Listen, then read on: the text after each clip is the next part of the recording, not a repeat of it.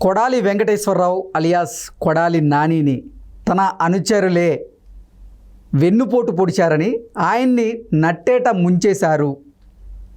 ఆయన తరపున ఎన్నికల్లో డబ్బులు పంచకుండా కొడాలి నానిని ఆయన ముఖ్య అనుచరులు మోసం చేసి ఆ డబ్బును కాజేసి వారు విదేశాలకు పారిపోయి అక్కడ జలసాలు చేస్తున్నారు.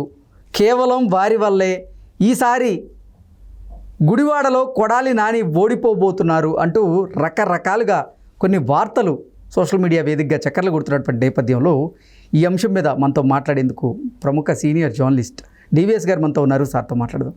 సార్ నమస్తే. సార్ నమస్తే. సార్, అసలే ఓటమి భయంలో ఉన్నటువంటి కొడాలి నానిని ఆయన అనుచరులు మరింత భయపెట్టారని, ఆయన తరపున ఆ నియోజకవర్గంలో ఓటర్లకి డబ్బులు పంచమని ఆయన వారి అనుచరులకి కొంత డబ్బులు ఇవ్వగా వారు కొడాలి నానిని నట్టేట ముంచేసి ఆ డబ్బుతో విదేశాలకు పరారయ్యి అక్కడ వారు జల్సాలు చేస్తున్నారు. ఈసారి డబ్బులు పంచలేదు కాబట్టి కొడాలి నాని గుడివాడలో గెలవడం కష్టం అనేటువంటి వార్తలు రకరకాలుగా వస్తూ ఉన్నాయి. ఏంటి సార్ దీని మీద మీ విశ్లేషణ? కొడాలి నాని అనగానే బూతులు, ఒక ప్రత్యేకమైనటువంటి భాష. అదేదో బాహుబలి సినిమాలో విలన్లకి ఏదో భాష పెట్టాడు రాజమౌళి, ఏదో కిరికిరి భాష. అట్లాగే ఇతను కూడా ఒక ప్రత్యేకమైన భాష ఆంధ్రప్రదేశ్ రాజకీయాల్లో.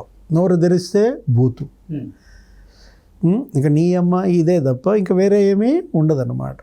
అలాంటి కొడాలి నాని రేపటి ఎన్నికల్లో ఓడిపోతున్నాడు అనేది ప్రజల్లోకి బలంగా వెళ్ళింది. ఎందుకంటే విసిగిపోయారు. విసిగిపోయిన పరిస్థితుల్లో ఎట్టి పరిస్థితుల్లో గుడివాడ అంటే అది ఎన్టీ రామారావు ప్రాతినిధ్యం వహించిన నియోజకవర్గం. అలాంటి నియోజకవర్గానికి తన అప్రదిష్ట తీసుకొచ్చాడు.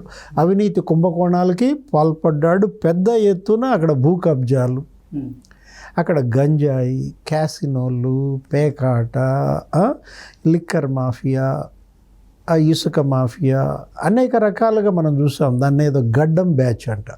దాని పేరే గుడివాడ గడ్డం బ్యాచ్. ఈయనకు కూడా గడ్డమే కదా. అంటే వీళ్ళ యొక్క అనుచరులు, వీళ్ళ తమ్ముడు, ఆ చిన్ని, వీళ్ళందరూ కూడా గడ్డం ఉంటుంది అనుకుంటాను. ఆ గుడివాడ అంటేనే గడ్డం బ్యాచ్ అయిపోయింది. ఇప్పుడు గడ్డం బ్యాచ్ నుంచి గుడివాడ విముక్తి చేసే బాధ్యత ఎత్తుకుంది ఎవరు? అక్కడ తెలుగుదేశం అభ్యర్థి వెనిగళ్ళ రాము. అతను ఎన్ఆర్ఐ అనుకుంటా. అక్కడ ఏదో కంపెనీలు పెట్టుకుని అక్కడ ఏదో కొంత సంపాదించిన సొమ్ముతో ఇక్కడ వాళ్ళకు ఉపాధి కల్పిస్తూ ఇక్కడ కూడా సేవలయ్యో చేస్తూ గత కొంతకాలంగా గుడివాడలో చారిటీ యాక్టివిటీస్ నడుపుతున్నాడు ఒక ట్రస్ట్ ద్వారా. అంటే ప్రజల ముందు ఉన్నదేంటి? ఇప్పుడు సర్వీస్ వర్సెస్ క్రైమ్. సేవ కావాలా, నేరగాళ్ళు కావాలా? సేవకులు కావాలా, నేరగాళ్ళు కావాలా అన్న దాంట్లో గుడివాడ ప్రజలు మరి వాళ్ళకి సేవకులనే కోరుకున్న దీంట్లో ఇతను పంచమని ఇచ్చిన డబ్బులు కూడా తీసుకుని ఎగనామం పెట్టి పారిపోయారంట. ఇప్పుడు గుడివాడలో వీళ్ళ నాయకుడు, వైసీపీ నాయకుడే ఎవరో ముస్లిం మైనారిటీ నాయకుడు బేగ్ అనే అతను ఒక వీడియో వదిలాడు. 4 వార్డుల్లో కౌన్సిలర్లు గుడివాడ టౌన్లో మీరు 7 కోట్లు ఇచ్చారు. చిన్ని అన్న అంటే నాని తమ్ముడు అనమాట. ఆ 7 కోట్లు తీసుకుని వాళ్ళు పారిపోయారు. గోవాలో ఉన్న వాళ్ళు కొంతమంది విదేశాలకు పోయి ఎంజాయ్ చేస్తున్నారు. మీరు వీళ్ళని పిలిపించి ఆ డబ్బులు వసూలు చేస్తారా, చెయ్యరా? ఆ డబ్బులు కనుక ఇవ్వకపోతే కళ్యాణ మండపానికి పిలిపించి వాళ్ళ మీద కుక్కలను వదలండి అన్నాడు. అంటే కుక్కల్ని ఎంతమంది మీద వదులుంటారు? కుక్కలను వదలడమే పనిగా పెట్టుకున్నారన్నమాట ఈ 5 ఏళ్ళు. అంటే వీళ్ళ కుక్కల బారిన పడి ఎంతమంది బాధితులు ఉన్నారో గుడివాళ్ళు అర్థం చేసుకో. అంటే కళ్యాణ మండపం అనేది ఒకటి ఉంది. అక్కడ కళ్యాణ మండపంలో జరిగే పంచాయతీలన్నీ ఇవే అన్నమాట. పిలిపించటం, కొట్టడం, వసూళ్ళు చేయటం, అడ్డా అన్నమాట. అది దందా అన్నమాట. అంటే ఏ విధంగా గుడివాడలో దందాలు జరిగాయి, భూ కబ్జాలు జరిగాయి మనం చూసాం. ఎవరో ఒక తండ్రి, ఒక వీడియో మనం చూసాం. పేరెంట్ అన్నమాట. వాళ్ళ అమ్మాయి చదువుకుంటోంది. ఆ చదువుకునే అమ్మాయిని అక్కడ ఉన్నటువంటి ఆ గంజాయి బ్యాచ్ వేశాడు. వెంటనే ఆయన ఇంట్లో గంజాయి పెట్టారు. ఆ బాధిత తండ్రినే పోలీస్ స్టేషన్లో వేశారు. అతని ఆవేదన సెల్ఫీ వీడియోలో ఇచ్చాడు. ఇలా అనేక కథలు. గుడివాడలో ఏ ఇంటిని కదిల్చినా ఈ వెదలే, ఈ కన్నీటి వెతలే అన్నమాట. అంటే గంజాయి మాఫియా అక్కడ ఎంతగా రెచ్చిపోయిందనేది కనపడుతుంది. దాని పేరేంటి? గుడివాడ. గుడివాడ ఆధ్యాత్మికతకు గుర్తుగా పెట్టుకున్న ఊరది. ఒక టెంపుల్ వాడ. గంజాయి వాడైందా? డ్రగ్స్ వాడైందా? క్యాసినో వాడగా మార్చారా? గుడివాడని క్యాసినో వాడగా మార్చారంటే మనం చూసాము. అక్కడ ఏదో చీకోటి ప్రవీణ్ వీళ్ళందరికీ ఫ్రెండ్ అని, వల్లభనేని వంశీ, కొడాలి నాని అక్కడ క్యాసినో పెట్టారని. జరిపినటువంటి ఆ 3 రోజుల్లోనే నీకు పెద్ద ఎత్తున నగదు 100 కోట్లు క్యాసినో సొమ్ము కాజేశారని. అసలు పేకాట జూద గృహాలు పేటరైపోయాయి. గతంలో ఎప్పుడూ లేవు అన్నమాట. జూదవాడగా మారింది ఏది? గుడివాడ.